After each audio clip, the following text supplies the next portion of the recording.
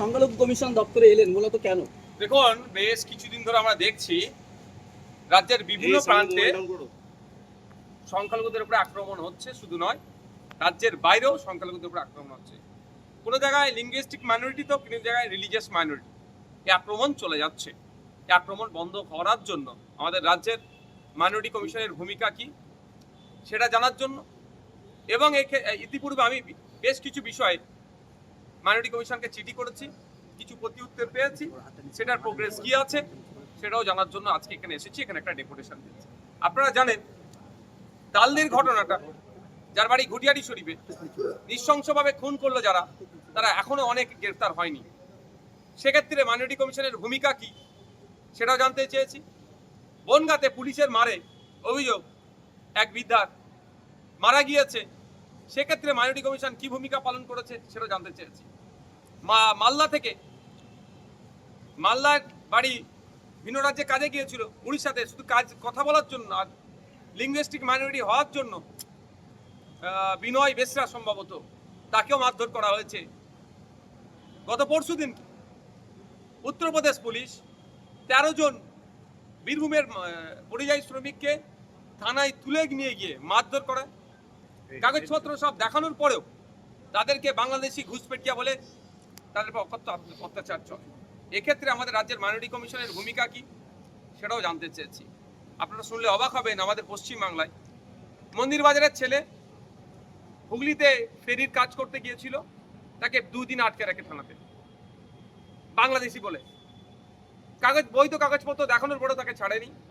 যখন খবর পাই এর মধ্যে আমি ইনভলভ হয়েছি, কোর্ট, তার পরিবার যখন থানায় এসেছে বলেছে কোর্ট থেকে তোমরা যাও, কোর্টে বুঝে নেবে। যখন আমি কোর্টে উকিল রেডি করেছি, খবর পাচ্ছি কোর্টে না পাঠিয়ে ওখানেই 400 টাকা নিয়ে তাকে ছেড়ে দিয়েছে। কিন্তু এই 400 টাকা নিয়েছে, কোনো তার এগেনস্টে কোনো রিসিপ্ট কপিও দেয়নি। তো এই সমস্ত একাধিক ঘটনা, আপনার দুর্গাপুরে যে কাণ্ড ঘটিয়েছে পরিচয় গাঙ্গুলি থেকে শুরু করে, নন্দীগ্রামের যে কাণ্ড ঘটিয়েছে গরু ব্যবসায়ীদের উপর আক্রমণ, পশ্চিম মেদিনীপুরের দাঁতনে একটি ছেলেকে মেরে দিয়েছে সে সংখ্যালঘু পরিবারের। এই ঘটনা ঘটে যাচ্ছে, কোনো বিচ্ছিন্ন ঘটনা নয়। এই ঘটনা রোধের ক্ষেত্রে অথবা এই ঘটনা যেগুলো ঘটেছে তার যারা শাস্তি পাবে সেক্ষেত্রে ভূমিকা কি মাইনরিটি কমিশনের সে জানতে চেয়েছে। আজকে আমি একা এসেছি, ডেপুটেশন দিয়েছি। এরপরে যদি এই ধরনের ক্ষেত্রে মাইনরিটি কমিশন শীত ঘুমায়, তাহলে কিন্তু আগামী দিন এখানে আমি একা আসবো না, হাজার নওশাদ সিদ্দিক এখানে দাঁড়াবে। প্রয়োজনে যদি মাইনরিটি কমিশনের কাজ যদি ফাংশন ঠিকঠাক না হয়, তাহলে এই অফিস তুলে দেওয়া দরকার, এই অফিস বন্ধ করে দেওয়া দরকার, তালা লাগিয়ে দিয়ে চলে যাওয়া দরকার। কারণ একটা অফিস চালাতে গেলে জনগণের ট্যাক্সের টাকায় মাস গেলে কম করে 1 কোটি টাকার উপরে খরচ আছে। তারপরেও যদি এত টাকা এখানে খরচ করার পরে যদি মাইনরিটিরা না সেফ থাকে, চাই লিঙ্গুইস্টিক মাইনরিটি হতে পারে, রিলিজিয়াস মাইনরিটি হতে পারে, সেক্ষেত্রে তো প্রশ্ন থেকে যাচ্ছে। উত্তর কি পেলেন?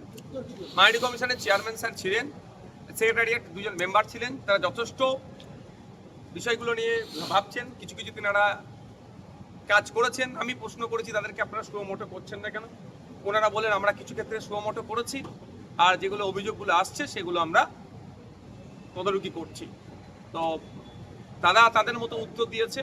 তো আমি ওনাদেরকে অনুরোধ করে এসেছি, যে সমস্ত জায়গায় এই ধরনের ঘটনা ঘটছে, অন্তত আপনাদের একটা মাইনরিটি কমিশনের পক্ষ থেকে একটা টিম ভিজিট করা অবশ্যই দরকার।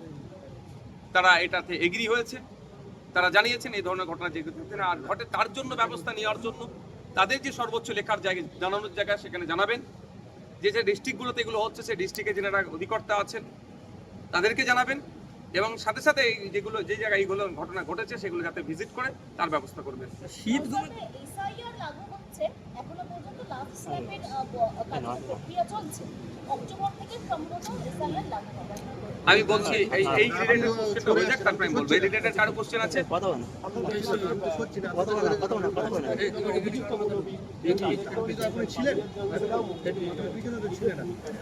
এক্ষেত্রে তো প্রশ্ন থেকে যাচ্ছে, এমন ভাবে কেস সাজাচ্ছে যে সহজেই বেল পেয়ে যাবে। আর শামশেরগঞ্জের ওয়াকফ সংশোধনী আইনকে কেন্দ্র করে একটা অশান্তি তৈরি হচ্ছিল। আমরা চাই যারা অশান্তি করেছে তাদের না জেলের বাইরে বার হয়, তাদের সর্বোচ্চ শাস্তি দেওয়া হোক, সেখানে কোনো কনসিডার নাই।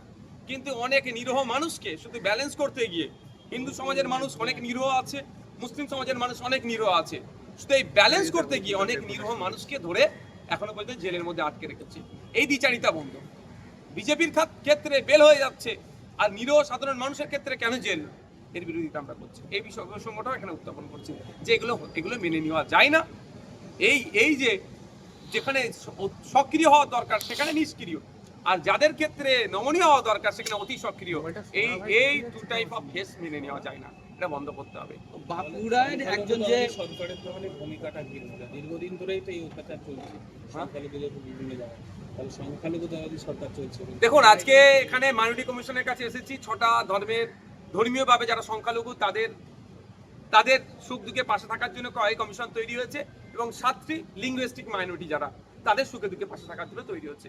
কিন্তু সেই মতো পারফর্ম করছে না বলেই আজকে আমরা ছুটে এসেছি। ছুটে এসে তাদের ডিউটিটাকে আরেকটু করে আমরা এখন মানে রিমাইন্ডার দিয়ে যাচ্ছি। যদি ডিউটি ঠিকঠাক না হয় এরপরের দিনে আসবো, আমরা ভিড় করে আসবো, তখন একা নওশাদ সিদ্দিকী আসবে না, 1000 নওশাদ সিদ্দিকী আসবে, তখন জবাব আরো ভালো করে নেবো। তবে আশা করছি পজিটিভ কাজ করবেন, শীত ঘুম ইনাদের ভাঙবে, যে সংখ্যালঘুদের উপরে যেভাবে অত্যাচার হচ্ছে সেগুলো না হয়, এবং যারা অত্যাচার করছে যাতে সর্বোচ্চ শাস্তি পায় তার ব্যবস্থা করবে।